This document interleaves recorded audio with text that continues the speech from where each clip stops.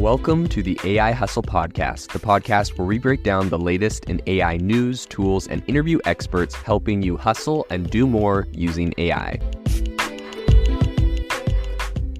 If you've been following the podcast for a while, you'll know that over the last 6 months, I've been working on a stealth AI startup.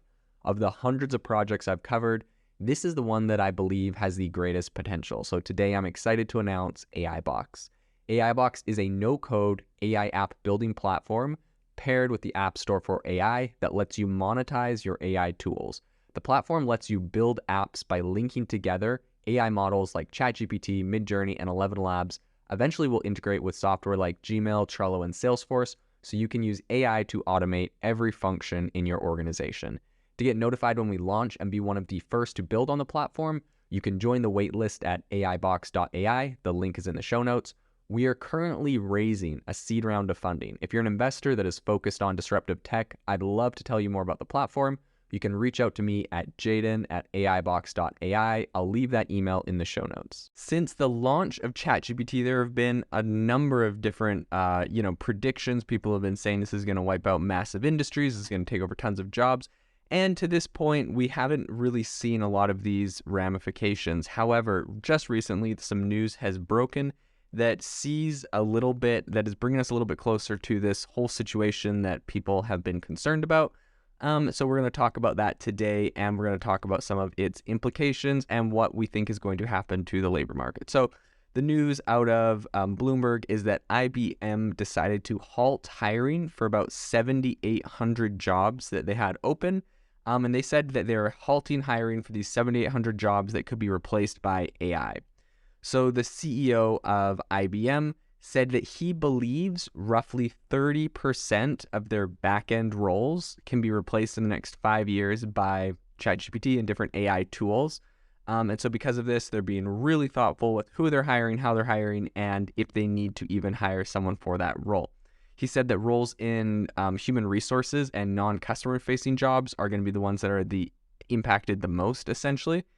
And so this is a pretty big area. I think IBM as a whole is talking about, these cuts, which they're primarily impacting, those areas of non-consumer or non-customer facing roles.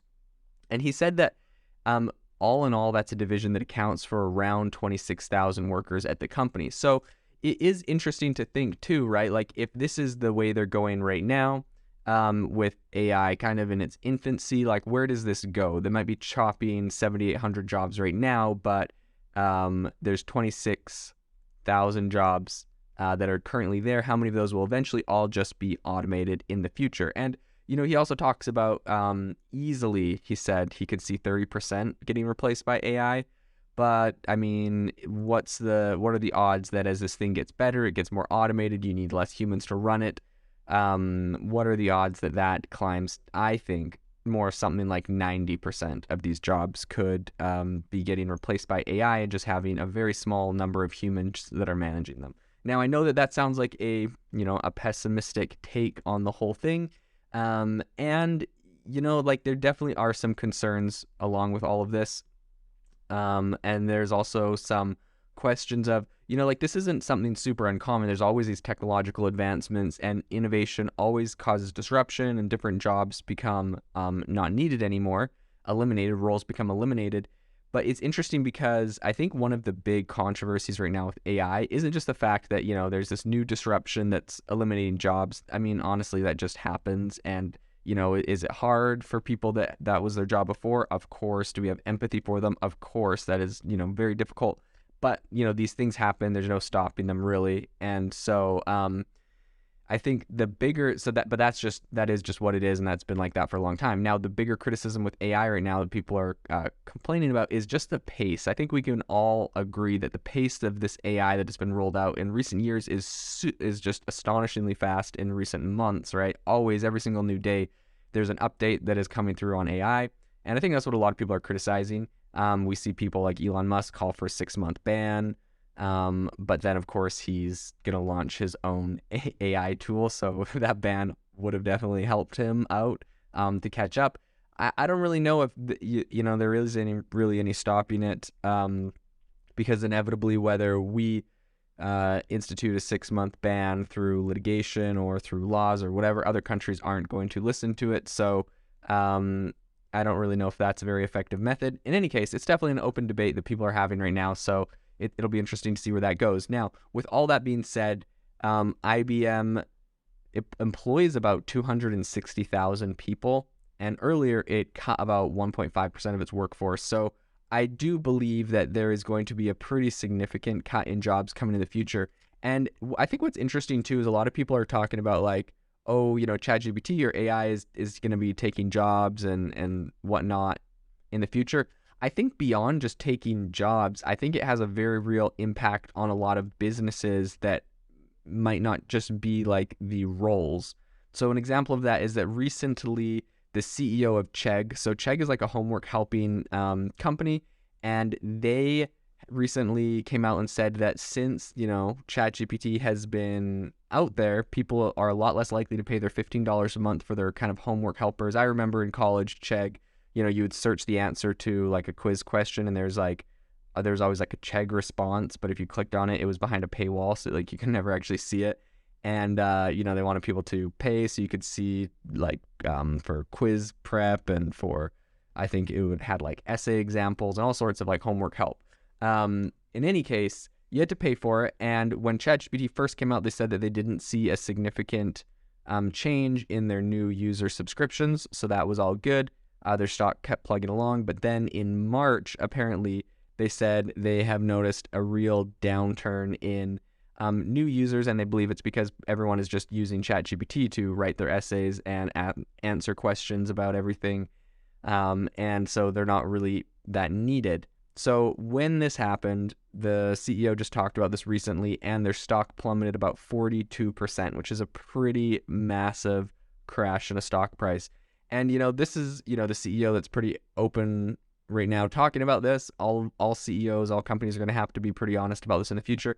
I see this as a big area, right? There's just a lot of companies that are in kind of the crosshairs of OpenAI and ChatGPT and how it's kind of revolutionizing content. And inevitably, those companies are going to see, they're going to see a pretty massive crash in stock prices or in sales or whatever. And I know that this whole thing is going to get a lot of hate, obviously, from people that are affected by this. And I have, the deepest empathy for them there.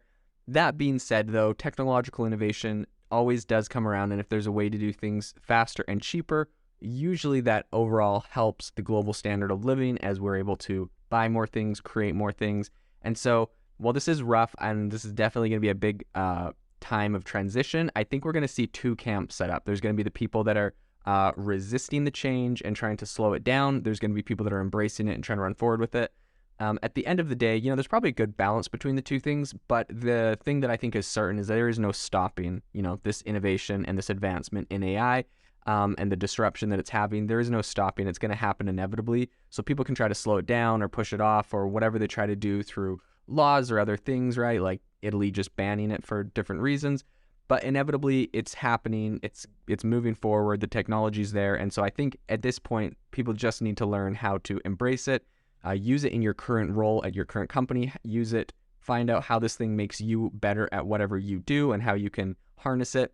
And I think at the end of the day, that is going to be the solution that helps ensure job security for people in the long term, and helps continue to let us, not all lose our jobs to the AI, but rather be augmented and become more skilled because of it. If you are looking for an innovative and creative community of people using ChatGPT, you need to join our ChatGPT creators community. I'll drop a link in the description to this podcast. We'd love to see you there, where we share tips and tricks of what is working in ChatGPT. It's a lot easier than a podcast, as you can see screenshots, you can share and comment on things that are currently working. So if this sounds interesting to you, check out the link in the comment. We'd love to have you in the community. Thanks for tuning in to the AI Hustle podcast. If you could do us a massive favor, we would really, really appreciate it if you could leave us a review wherever you get your podcasts. This helps people find the podcast. It helps people know this is a good place to go. And we would really, really appreciate it, as it helps us continue to bring on incredible guests and share incredible content for you to listen to.